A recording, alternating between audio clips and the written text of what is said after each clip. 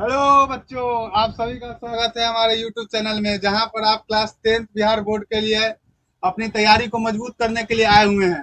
आप सभी को राधे राधे, नमस्कार, आदाब, सत श्री अकाल। चलिए, आज की क्लास में हम लोग सीखेंगे अभाज्य गुणनखंड विधि से मौसा ज्ञात करना। आज हम लोग सीखेंगे अभाज्य गुणनखंड विधि से मौसा ज्ञात करना। इससे पिछली क्लास में हम लोग सीखे हैं यूक्लिड विभाजन एल्गोरिथम से मौसा ज्ञात करना। आई होप आपको वो क्लास समझ में आई होगी। ये क्लास भी बहुत इंपॉर्टेंट है दोस्तों। अभाज्य गुणनखंड विधि से ज्ञात करना, सवाल इससे आते हैं एग्जाम में। दोस्तों, आज हम लोग सीखेंगे अभाज्य गुणनखंड विधि से मौसा कैसे ज्ञात किया जाता है। दोस्तों, सबसे पहले तो हम लोग ये जानेंगे कि अभाज्य गुणनखंड में अभाज्य का अर्थ क्या होता है। अभाज्य का क्या अर्थ होता है, सबसे पहले हम लोग जानेंगे कि अभाज्य का क्या अर्थ होता है। तो सब तैयार है? कॉपी पेन लेके बैठ जाए। जो मैं लिखते चलूं उसको नोट्स करें, और जब भी मैं बोलूं तो उस समय कृपया मेरी बातों को सुने।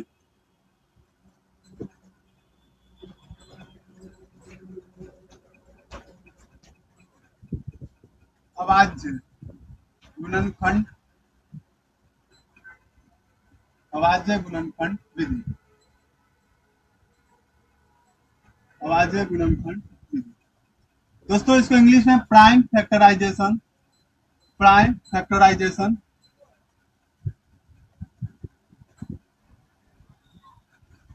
मेथड बोलते हैं। सबसे पहले हम लोग के लिए ये जानना जरूरी है कि प्राइम फैक्टराइजेशन मेथड में इस प्राइम का अर्थ क्या होता है। इस प्राइम का क्या अर्थ होता है, सबसे पहले हम लोग के लिए ये जानना बहुत इंपॉर्टेंट है। तो चलिए पहले ये जानते हैं कि प्राइम यानी अभाज्य का अर्थ क्या होता है।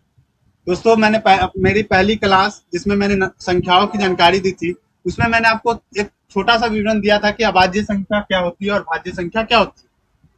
तो दोस्तों, मैं पुनः उस बात को दोहराता हूं और पुनः उस चीज को मैं इस क्लास में पढ़ाने जा रहा हूँ। तो ध्यान से सुनिएगा।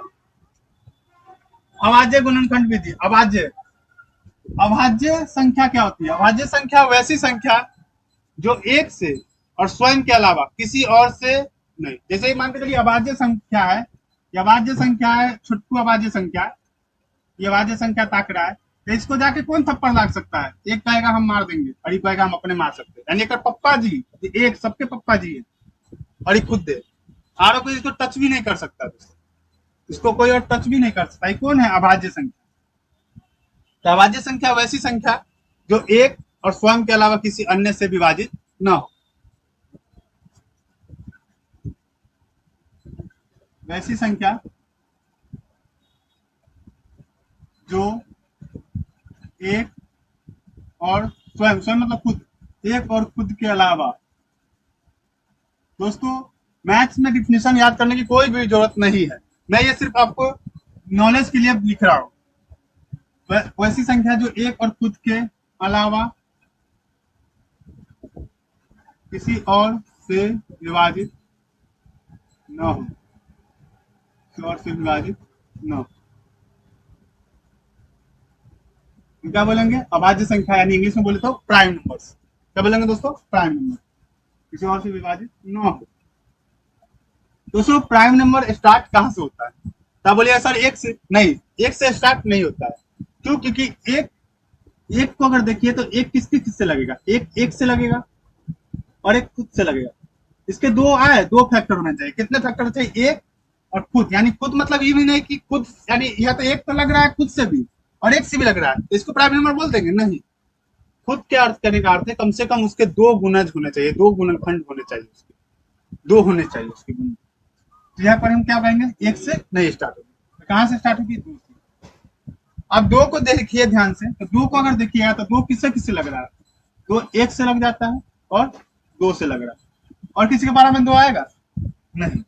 तो सबसे छोटी अभाज्य संख्या क्या हो जाएगी? दो। क्या हो जाएगी? दो। दो के बाद तीन। तीन को देखिएगा तो तीन किससे लगेगा? एक से और तीन से। एक से तो सब लगेगा कि एक क्या है? पप्पा जी, फादर, वन इज फादर। अब थ्री, तीन के बाद देखिए तो चार। अब चार को अगर आप देखिएगा, चार अभाज्य संख्या नहीं है। क्यों? क्योंकि हम बता देते हैं कि चार किससे किससे लगेगा? एक से, दो से और चार से। एक से तो लगभग किया, चार से लगभग किया, एक और बीच पे आकर दे दिया छपरा, बोला कि ज्यादा हीरो बनता है रे। तो इसका क्या हुआ? एक से तो लगभग किया था, चार खुदे से लगा, लेकिन एक बार से भी लग गया। ये क्या अभाज्य संख्या होगी? नहीं। तो कैसी संख्या हो जाएगी? ये भाज्य संख्या हो जाएगी। 2 3 3 के बाद क्या लेंगे दोस्तों? 5 5 प्लस 6 6 नहीं होगी, 7। क्या था बोलिए सर? 2 3 5 7 9 9 नहीं होगा दोस्तों। 9 क्यों नहीं होगा?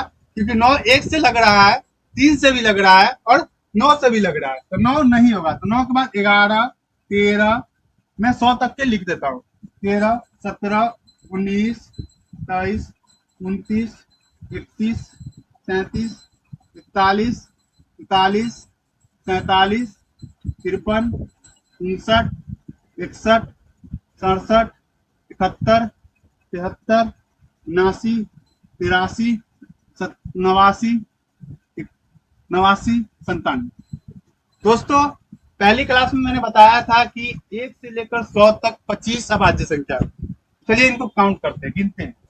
1 2 3 4 5 6 7 8 9 10 11 12 13 14 15 16 17 18 19 20 21 22 23 24 25।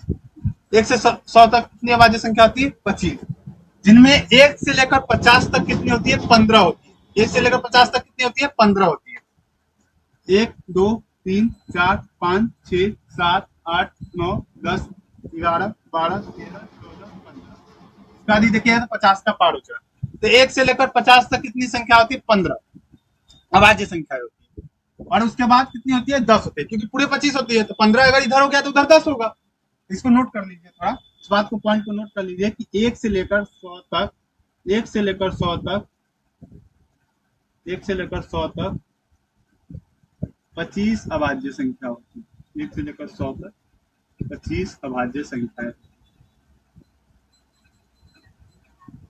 ये मैं इतना डिटेल से क्यों पढ़ा रहा हूँ दोस्तों? क्योंकि मैं ये मान के चल रहा हूँ कि इसमें कुछ बच्चे बेसिक, जिनका बेसिक भी कमजोर होगा, वो कम से कम इस लेवल का तैयारी कर ले कि वो अगर हम हार्ड से हार्ड क्वेश्चन बनाए तो उस समय घबराए नहीं, बोलेंगे नहीं कि सर नहीं बनेगा हमसे। ऐसा नहीं होना चाहिए। उसको अटेम्प्ट करने का उनके अंदर जज्बा होना चाहिए। 1 से लेकर 100 तक कितनी अभाज्य संख्या थी? 25 अभाज्य संख्या होती, 25 अभाज्य संख्या होती है। जिनमें अगर बात किया जाए तो 1 to 50 कितना होगा? 1 से 50 तक कितनी होती है? तो 15 होती है। 1 से 50 कितनी होती है? 15 होती है। फिर 50 यानी 51 से लेकर 100 तक कितनी होती है? तो 10। आपको समझ में आ रहा है? समझ में आ रहा है? बेसिक है दोस्तों। अब चलिए इसमें और थोड़ा जानते हैं, इसमें थोड़ा और जानते हैं। दोस्तों आप अगर ध्यान से देखिए तो सबसे छोटी अभाज्य संख्या क्या है? 2 है। सबसे छोटी अभाज्य संख्या क्या है दोस्तों? 2 है। 2 सबसे छोटी अभाज्य संख्या। 2 सबसे छोटी अभाज्य संख्या होने के साथ साथ एक सम संख्या भी है। 2 सबसे छोटी अभाज्य संख्या होने के साथ साथ क्या है? सम संख्या भी। और बाकी सब संख्या को देखिएगा आप, तो सब बाकी सब सम संख्या को देखिए तो ये क्या है? विषम संख्या है। बाकी सब संख्या क्या है? विषम संख्या है। तो 2 सबसे छोटी और सम संख्या। सम संख्या कौन सी संख्या होती है? तो वैसी संख्या है जो 2 से विभाजित हो। मैंने आपको पहली क्लास में बता चुका है कि 2 से विभाजित हो। ऐसी संख्या को क्या कहते हैं? सम संख्या। तो सबसे छोटी, सबसे छोटी, सबसे छोटी सम और सबसे छोटी सम और अभाज्य, सबसे छोटी सम और अभाज्य संख्या क्या है? तो क्या है दोस्तों? वो 2 है। और बाकी सब नंबर को देखिए, बाकी सब नंबर को देखिएगा दोस्तों, तो बाकी सब नंबर को देखिएगा तो ये बाकी सब नंबर विषम संख्या है। सम संख्याएं नहीं आएंगी इनमें। सम संख्या सिर्फ एक होगी, 2। और वो कैसी होगी? सम के होने के साथ साथ अभाज्य संख्या। बाकी सारी सम संख्याएं भाज्य संख्या होगी, ना कि अभाज्य होगी। बाकी सारी संख्याएं 2 से कटी जाएंगी, क्योंकि सम संख्या का क्या परिभाषा है? तो वैसी संख्या जो 2 से विभाजित हो। अगर मान के चलिए आप इसमें 4 नजर आ रहा है, 4 ले लेते हैं आप, 4 तो 2 से कट जा रहा है और 1 से कटेगा ही और 4 से भी कटेगा। 2 के अलावा एक और इसके हो गए, तो क्या होंगे? सम संख्या अभाज्य संख्या नहीं होती है। सिर्फ एक को छोड़ के, एक संख्या को छोड़ के वह संख्या क्या है? 2। बाकी सारी विषम संख्या क्या होती है? अभाज्य संख्या। सारी विषम, सॉरी दोस्तों, सारी विषम संख्या नहीं, सारी विषम संख्या है, सॉरी।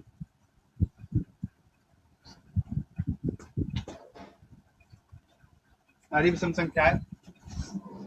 तो आगे हम इसका आगे अब चलते हैं। अब हम सीखते हैं कि गुणनखंड क्या होता है। गुणनखंड क्या होता है अब ये सीखते हैं हम लोग।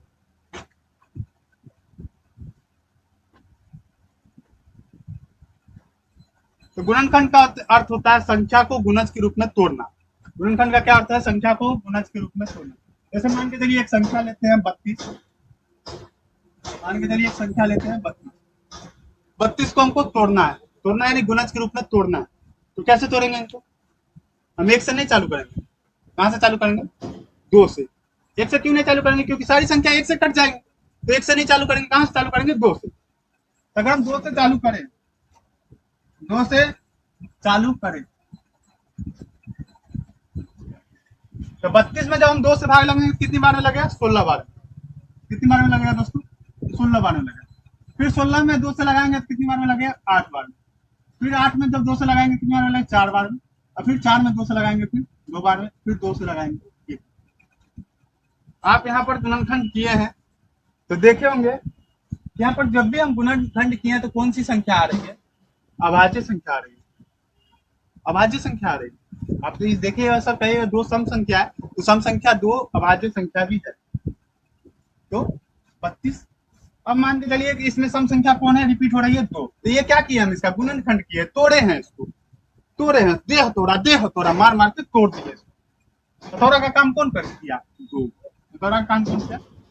दो। दो यहाँ पर हथौड़ा का काम किया। दो यहाँ पर कौन क्या किया है? हथौड़ा का काम किया। उसके बाद अगर हम चलते हैं, मान के चलिए हम एक संख्या लेते हैं 324। कौन सी संख्या लेते हैं? 324।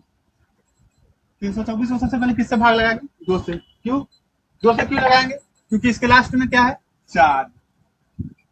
और जिनके भी लास्ट में 0, 2, 4, 6 और 8 होती है वैसी संख्या दो से कट जाती है। तो यहाँ पर 324 दो से कट जाएगी। 324 दो से कट जाएगी। दो से इसमें लगाएगी 16 दूनी 32 दूनी 4। फिर इसमें दो से लग जाएगा क्योंकि किसके लास्ट में क्या है? 2 है। तो फिर इससे 2 में लग जाएगा, 2 से लग जाएगा। दो से अगर इसमें फिर से लग जाएगा तो 2 से लगाइए तो कितने आएगा? 81। 8 दूनी 16, 1 दूनी 2। अब क्या 2 से लगेगा? अब क्या 2 से लगेगा? नहीं। अब 2 से क्यों नहीं लगेगा? क्योंकि इसके लास्ट में कितना है? 1 है। और 1 रहे, 3 रहे, 5 रहे, 7 रहे, 9 रहे तो वो 2 से नहीं कटेगा। तब किससे लगाएंगे सर? अब 2 के बाद किसका पहाड़ा पड़िएगा? 3 का पड़िएगा, 3 का पड़िएगा ना। और अब कहिएगा सर 3 दाएं को 30 तक हम पढ़े हैं तो वही में 81 कैसे सर कैसे होगा? आप थोड़ा डर जाइए, लेकिन मेरे पास इसका भी सावधान। हम आपको अगली क्लास बताएंगे जिसमें हम पढ़ाएंगे रूल्स पढ़ाएंगे, डिविजिबिलिटी रूल यानी विभाजकता के नियम पढ़ाएंगे, जिसमें हम आपको पढ़ाएंगे कि कोई भी संख्या 2 से 3 से 4 से या 5 से कैसी कटती है, कैसे पता करें। तो मैं उस क्लास में आपको बताऊंगा। अभी फिलहाल शॉर्ट में ये समझा देता हूँ कि 3 से वह संख्या कटती है जिनके अंकों का योग 3 के पहाड़ा में आता हो। जिनके अंकों का योग 3 का पहाड़ा में आता है। जैसे अगर 81 को आप उठाइएगा, 81 के अंक क्या है? 8 और 1। 8 और 1 अंक के बारे में जानकारी मैंने पहली क्लास में दे चुका हूँ, तो आप उस क्लास को समझ सकते हैं। तो 8 1 9 इसको जोड़िए, कितने आ रहे हैं? 9 आ रहे हैं। तो 9 3 के बारे में आएगा कि नहीं आएगा? आएगा। 9 3 के बारे में आएगा कि नहीं आएगा। लेकिन हम सिर्फ ये चेक कर पाए कि ये आ रहा है। आप ये नहीं कर दीजिएगा सर 3 से लग रहा है तो यहाँ पर 9 लिख दिएगा, नहीं। और फिर गुना कीजिए तो 9 3 27 होगा। ये नहीं है। इससे सिर्फ ये पता चलता है कि वो आ रहा है। कितनी बार में आ रहा है कब पता चले? जब उसमें हम भाग देंगे। कितनी बार कब पता चलेगा? जब उसे भाग देंगे। इसमें भाग दीजिएगा तो क्या होगा? 27 दिया 81। फिर इसमें 3 से लग जाएगा 7 दोनों जोड़ने पर, ऐसे भी 3 के पहाड़ा में आ रहा है। फिर 3 से दीजिएगा 3 बार, फिर 3 से 1 बार। आप इनके गुणनखंड को देखिए। अब हम इनके गुणनखंड, मेरा यहाँ पर पर्पस क्या है समझाना, से समझिए आप। हम लोग मसे की तरफ बढ़ेंगे लेकिन पहले इस चीज को क्लियर कर लेंगे, क्योंकि अगर ये क्लियर नहीं रहेगा, अगर जड़ी क्लियर नहीं रहेगा तो कुंडली नहीं खड़ा हो पाएगा। तो इसको पहले समझना पड़ेगा। तो देखिए यहाँ पर जो गुणन है तो क्या ये कैसी है? भाज्य संख्या है कि अभाज्य संख्या है? तो आप बोलिएगा सर ये अभाज्य संख्या है। एक को नहीं लीजिएगा, हम इधर का इसलिए लिखिए। तो आप क्या बोलिएगा? सर ये अभाज्य संख्या है। तो अभाज्य संख्या के रूप में तोड़े कि नहीं? तो क्या किए? अभाज्य गुणनखंड किए। उसी तरीका को क्या नाम दे दिए? विधि। समझ में आया? इसी तरीका को क्या नाम दे दिए? अभाज्य गुणनखंड विधि। गुणनखंड की है लेकिन कैसी संख्या के रूप में की है? अभाज्य संख्या के रूप में। हम चाहते थे इसमें 4 से लगा देते, लेकिन 4 की अभाज्य संख्या थी नहीं। 8 की अभाज्य संख्या होती है नहीं, तब नहीं, अभाज्य संख्या के रूप में लगाएंगे, अभाज्य संख्या के रूप में लगाए। अब इसके लिखिए, गुणनखंड को लिखिए इसके। जैसे 324 का हम लिखेंगे तो क्या कैसे लिखेंगे? बाहर, घर के बाहर बिगड़ैल आदमी सबको पकड़िए, बाहर के बिगड़ैल वाला आदमी सबको पकड़िए। देखिए 2 क्या गो है? 2 गो है। 3 क्या है? 1 2 3 4। कितने 3 है? ये चीज आप छठी सातवीं में पढ़ते होंगे, ये चीज आप छठी सातवीं में पढ़ते होंगे। इसमें कुछ और ऐड करना है हम लोग को। अब नया तरीका, यानी कुछ हाई चीज को समझने की कोशिश कीजिए। हम आप लोग घात पढ़े होंगे, घात के रूप में किसी चीज को दर्शाना। तो इसको कैसे घात के रूप में दर्शाएंगे? तो आप जोड़ी को पकड़िए। जोड़ी कौन कौन है इसमें? देखिए तो जोड़ी रिपीट कर कौन हो रहा है? 2 हो रहा है और 3 हो रहा है। जोड़ी कौन कौन है? 2 और 3। तो अब हम छत बनाएंगे, जोड़ी मिलेगा ना, छत बनाएंगे। 2 और 3 जोड़ी कौन कौन है? 2 और 3। 2 के क्या गो तल्ला? 2 गो तल्ला। कैसे? 1 और 1 तो क्या तल्ला? 2 तल्ला। 3 के क्या गो तल्ला? 1 2 3 4। तो 3 क्या तल्ला? 4 तल्ला। तो इसको किस रूप में व्यक्त कर दिए हम? घात रूप में।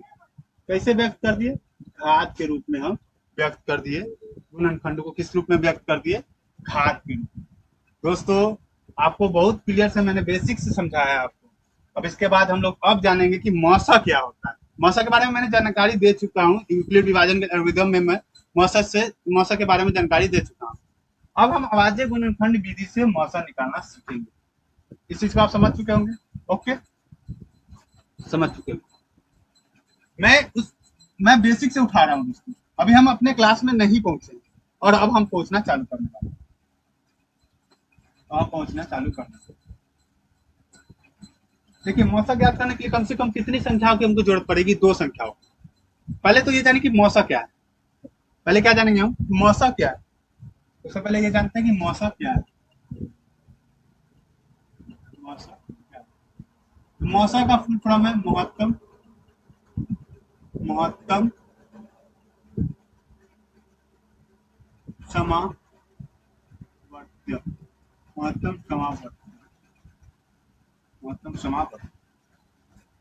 इंग्लिश में हम लोग मौसा को एचसीएफ के नाम से जानते हैं। एचसीएफ मास्टर साहब सिखाए होंगे ना आपको बच्चा में, तो एचसीएफ सिखाए होंगे। आप जानिए, आज आज आप उस बच्चा के बात को फिर से आप जान पाइएगा कि एचसीएफ होता क्या। देखिए एचसीएफ का फुल फॉर्म निकालिए। तो एस से क्या होगा? हाईएस्ट। एस से क्या होगा? हाईएस्ट। हाईएस्ट का अर्थ क्या होता है? सबसे बड़ा। हम सबसे बड़ा से बड़ा ग्रुप को क्या बोलते हैं? महत्तम बोलते हैं। हाईएस्ट। सी से क्या होगा? कॉमन। सी से क्या होगा? कॉमन। और एफ से क्या होगा? फैक्टर। कॉमन। यहाँ पर भी देखिए तो समान है तो समान होना चाहिए, एक जैसा होना चाहिए। कॉमन इसलिए, कॉमन का क्या अर्थ होता है कि जो सब में हो। अगर मान लीजिए 2 संख्या ले तो दोनों में कॉमन हो जाए, 3 संख्या ले तो तीनों में कॉमन होने चाहिए, तो क्या हो जाता है? कॉमन हो जाता है। चलिए ये 7 का इसका डिफिनेशन था। अब हम निकालते हैं। देखिए मौसा को बहुत तरीका से निकाला जा सकता है। जनरली 3 तरीका आपको पता होने चाहिए। भाग विधि तो आता ही होगा, बच्चा से सीखे हुए भाग विधि। भाग विधि जानते हैं ना दोस्तों? ऐसे कॉल भाग विधि। भाग विधि के बाद यूक्लिड विभाजन एल्गोरिथम, जो हम पिछली क्लास में आपको पढ़ा चुके हैं, जो आपको 10th में इंपॉर्टेंट। आप 6-7 में ये पढ़ते होंगे अभाज्य गुणनखंड विधि। तो इससे हम लोग क्या सीखेंगे? अब मौसा निकालना सीखेंगे। अब महत्तम का पहले फुल फॉर्म जानेंगे। महत्तम का फुल फॉर्म, पहले महत्तम का परिभाषा अगर बनाइएगा तो क्या हो जाएगा? महत्तम का परिभाषा होता है दोस्तों, वह बड़ी से बड़ी संख्या, वह बड़ी से बड़ी संख्या जो दिए हुए संख्या को पूर्णतः विभाजित यानी पूर्णतः काट दे। वह बड़ी से बड़ी संख्या जो पूर्णतः काट दे। जैसे आप एक खीरा लाए, तो बाजार से खीरा लाए, बतला खीरा, खीरा लाए, खीरा लाए। आपके पास ब्लेड है, क्या है भैया? Blade, blade, blade. छुरी है, छुरी है दोस्तों, छुरी है। छुरी मतलब चाकू, चाकू, चाकू, चाकू है दोस्तों, चाकू। और आपके पास एक तलवार है, क्या दोस्तों? तीनों का क्या काम होगा? काटने का काम तीनों का। ब्लेड भी काटेगा, चाकू भी इस को काट सकता है और तलवार भी इसको काट सकता है, लेकिन हम पूछे कि सबसे बड़ा औजार जो इस तीनों का काम अकेले कर सकता है तो क्या हो जाएगा? तलवार हो जाएगा। तलवार हो जाएगा कि नहीं हो जाएगा? तलवार ही अकेले इसको काट देगा कि नहीं? तो क्या हुआ? बड़ा से बड़ा। तो वही मौसा का मौसम में वह बड़ी से बड़ी संख्या जो दिए गए संख्या को पूर्णतः विभाजित कर दे। परिभाषा अगर आप लिखें, परिभाषा इसके लिखे, वह बड़ी से बड़ी संख्या जो दिए गए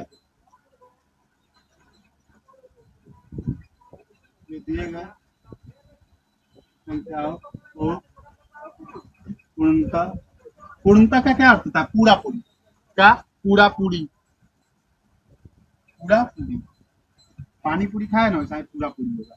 दिए गए संख्या को पूर्णता विभाजित, लड़कियों का तो फेवरेट होता है, जानते हैं कि ना? पानी पूरी कहीं भी जाएगी तो अक्सर आप भैया भैया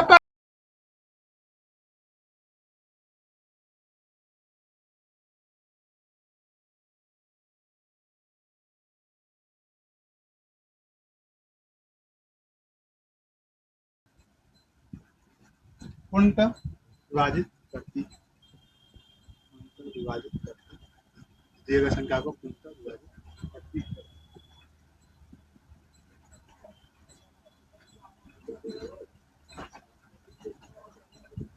चलिए अब आगे हम जानते हैं और बड़ी से मौसम में। अब आगे हम लोग पढ़ते हैं मौसम में, हम लोग क्या पढ़ते हैं? आगे बढ़ते मौसम में आगे पढ़ते हैं हम लोग। मौसम में आगे क्या पढ़ेंगे? जैसे हम मौसम इस डिफिनेशन है, डिफिनेशन मैथ में डिफिनेशन का उतना जितना अर्थ नहीं जितना सवालों को प्रैक्टिस करने का।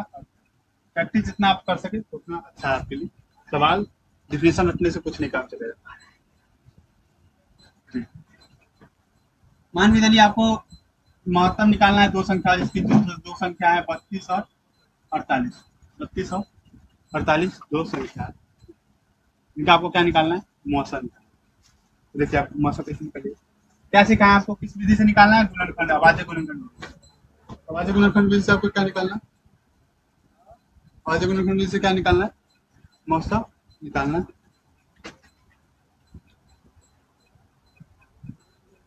32 को 32 को तोड़िएगा, 32 को तोड़िएगा, 2 से 16 दूनी 32, फिर 2 से 8 दूनी 16, फिर 2 से 4, फिर 2 से 2, फिर 2 से 2। तो 32 को तोड़ दिए। 32 के साथ साथ आप किसको आपका निकालना है? 48 का। 48 को भी तोड़िए, 48 को भी तोड़िए। जब तोड़िएगा तो क्या होगा? 24 दूनी 48, फिर 2 से तोड़िएगा तो 12 दूनी 24, फिर 2 से तोड़िएगा तो 6 दूनी 12, 6 दूनी 12, फिर तोड़िएगा 3 से, 2 से दूनी से, फिर 3 से तोड़िएगा। अब इनके क्या कीजिए? इनको गुणनखंड को लिख दीजिए, ये गुणनखंड को लिख दीजिए। 32 के लिखिए, 32 के लिखिए गुणनखंड को, इसके लिखिए 48। 32 48 अंक। दो कितनी बार है? 1 2 3 4 5। 2 को 5 बार मल्टीप्लाई, 2 को 5 बार गुना। 48 कितनी बार? 48 में 2 कितनी बार है? 1 2 3 4, 4 बार 2 है, 4 बार 2 है। और 3 कितनी बार है? 1 बार। 3 कितनी बार है दोस्तों? 1 बार। लेकिन हमको इस तरीका में थोड़ा और सुधार करने की जरूरत है। कैसे सुधार करेंगे? इसको घात के रूप में लिखेंगे। इस रूप में लिखेंगे घात। जोड़ी देखिए, जोड़ी जोड़ी कौन कौन है? दो, खाली इसमें दो है। दो कितनी? दो कितनी बार है? कितना तल्ला ठुकिएगा? 1 2 3 4 5। दो के ऊपर कितना तल्ला ठुकिएगा? 5 तल्ला ठुकिएगा। क्या तल्ला? 5। उसके बाद देखिए, इसमें देखिए, इसमें आ रहा कोई है नहीं। इसमें देखिए दो कितनी बार है? 2 है। और कौन कौन है? 3। दो कितनी बार है? 1 2 3 4। दो कितनी बार है? 4 बार है। और 3 कितनी बार? सिर्फ 1 बार। 3 कितनी बार? अब होगा खेला, अब होगा मौसा का काम, अब होगा मौसा का काम। सबसे कम घात वाला को उठाइए और जो सम में हो। सबसे कम घात वाला को उठाइए और जो किसमें हो? सम में हो। दो देखिए तो दो है सब, दू तो है करे, दू तो दुनू में है, दू बेचारा दुनू से मतलब रखता है, लेकिन ये 3 जो है खाली 48 से टोकता है, 32 को नहीं टोकना चाहता है। तो क्या 3 को लेंगे? नहीं लेंगे। मौसम में किसको लेंगे? जो सबसे लगे, जो सबसे मतलब है। तो क्या करेंगे हम? 3 को नहीं लेंगे, जो होगा उसको ले। कॉमन इसमें नाम लिखा हुआ है कॉमन, कॉमन। और 2 में कितनी घात लेनी है? 2 को जो सबसे कम वाला घात, सबसे कम घात, सबसे कम घात लेना है, सबसे कम घात, सबसे कम घात लेना, सबसे कम घात वाला को उठाना, कमजोरबा को उठाना है, साफ साफ समझिए। सबसे कम घात उठाइएगा। इसमें 2 के घात क्या हुआ? 3 को तो लेना है, 3 को टोक छोड़ दीजिए। इसमें घात कितने हैं? 2 के 4 है, इसमें 2 का घात कितना है? 5। तो किसको उठाइएगा? 4 को कि 5 को? 4 को उठाइए, क्या बोले हम? सबसे कम घात को उठाइए। अब 4 को उठाइए। अब क्या लिखिए? आपको 2 का पावर 4 पता नहीं है, 2 के घात 4 पता नहीं, कुछ नहीं। 2 का कितने बार लिख दीजिएगा? 2 को कितनी बार आप लिख दीजिए? 4 बार लिख दिया। तो उसको गुना कर लीजिए ना। 2 दूनी 4, 4 दूनी 8, 8 दूनी 16, 16। अब देखिए, अब चेकिंग करेंगे कि हमको मेरा मेरा जो आंसर 16 है वो सही है कि नहीं। हम क्या सीखा है अभी? परिभाषा क्या लिखा है? वो बड़ी से बड़ी संख्या जो दिए गए संख्याओं को पूर्णतः विभाजित कर दे। तो 16 जो निकाले हैं, तो 16 से कीजिए, 16 32 को काटेगा कि ना काटेगा? काटेगा। 48 को काटेगा कि ना काटेगा? काटेगा। 16 क्या हो जाएगी? बड़ी से बड़ी संख्या। तो मौसा क्या आ जाएगा दोस्तों? 16। मौसा क्या आ जाएगा दोस्तों? 16। समझे कि ना समझे? समझ गए होंगे। अब हम कितनी संख्याओं का मौसा निकालने हैं? 2 संख्याओं का निकालना। चलिए एक बार 3 संख्याओं का निकालते हैं। आप कहिए सर आप 2 संख्या पर निकाल लिए, रट के आए होंगे, 2 संख्या पर निकाल दो। तो आप लोग, हम चलिए हम 3 संख्याओं पर सिखाते हैं। 3 संख्या, अब 3 संख्या कोई मान लीजिए, मान के चलिए हम सब मिक्स करके लेते हैं। आपको 45 ले लेते हैं, 90 ले लेते हैं, और मान के चलिए आपको 72 ले, 45 90 72 ले, 45 90 72 ले। अब क्या कीजिए? तीनों को तोड़िए, 45 को, 90 को, 72, 45 90 72। 45 को तोड़िए दोस्तों, 45 को तोड़िए दोस्तों। 45 का 2 से लगेगा? नहीं लगेगा, क्योंकि इस लास्ट में 5 है। 3 से लगेगा? 3 से चेक कीजिए। 3 से कैसे चेक कीजिएगा? अंकों को जोड़िए, 4 5 9, 3 से कटेगा। तो क्या 9 बार कटेगा? नहीं कटेगा, 9 बार नहीं कटेगा। कितनी बार कटेगा? चेक कीजिए। 15 तिया 45, फिर 3 से कटेगा, हाँ कितनी बार है? 5 बार। फिर 5 से कटेगा 1 बार। चलिए 45 का किए, 90 का कीजिए। 90 का किससे चालू कीजिएगा? 2 से, क्योंकि इसके लास्ट में 0 है। 2 से दीजिएगा 45, फिर 45 आगे वही रिपीट कर दीजिए, वही रिपीट कर दीजिए, फिर 5 से। चलिए 72 का तोड़िए, 72 का सबसे 2 से तोड़िएगा, 36 दूनी 72, फिर 2 से तोड़िएगा, 18 दूनी 36, फिर 2 से तोड़िएगा, 9 दूनी 18, फिर 2 से तोड़िए, 2 से टूटेगा, फिर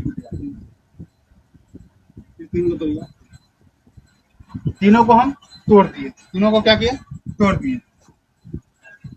और तीनों का लिख दीजिए, 45 90 और 72 का तीनों का गुणनफल को लिख दीजिए। 45 90 72 तीनों का गुणनफल को लिख दीजिए। 45 का गुणनफल को लिखिए तो 3 गुने 5। 90 का गुणनफल को लिखिए तो 2 2 गुने 3 गुने 3 गुने 5। और 72 के लिखिए तो 2 गुने 2, 3 बार 2 है, गुने 3 गुने। अब इनको हम घात के रूप में लिखेंगे। किस रूप में लिखेंगे? घात के रूप में। जोड़ी देखिए, 3 और 5 है, 3 और 5, 3 क्या है? 2 बेर, 5 क्या बेर? एक बार नहीं, एक बार। इसमें देखिए जोड़ी कौन कौन है? 2 3 5, 2 3 5, 5 इसका दूसरा। 2 कितनी बेर? एक बेर तो छोड़। 3 कितनी बेर? 2 बार। और 5 कितनी बार? सिर्फ एक। इसमें भी देखिए 2 2 कितनी बार? 1 2 3, 2 कितनी बार? 3 3 कितनी बार? 2। अब आप फंसे, सोचिए सर अब इसे कैसे निकाले? बउआ एसएफ के फुल फॉर्म में ही उसका परिवार, उसका जो निकालने का तरीका छुपा हुआ। सी से कॉमन, सी से कॉमन। कॉमन का क्या अर्थ होता है? जो सब में हो। खोजिए जो सब में है। तीन ए में है, तीन ए में है, तीन ए में है, दो ए में है, ए में है, में नौ है, तो दो को नहीं लेंगे। पांच इसमें है, इसमें है, इसमें नौ, नौ है। तो कौन सम में है, कौन सम में है, कौन सम में, तीन सम में, कौन सम में, तीन सम में, तीन सम में कौन सा पघात है, तो दो, तीन का घात जो दो है, तो सम में। तीन को कितनी बार लिखिएगा, दो बार लिखिएगा, तीन क्या है, नौ। तो मौसा क्या आ जाएगा दोस्तों, नौ हो जाएगा। मौसम क्या हो जाएगा दोस्तों, नौ।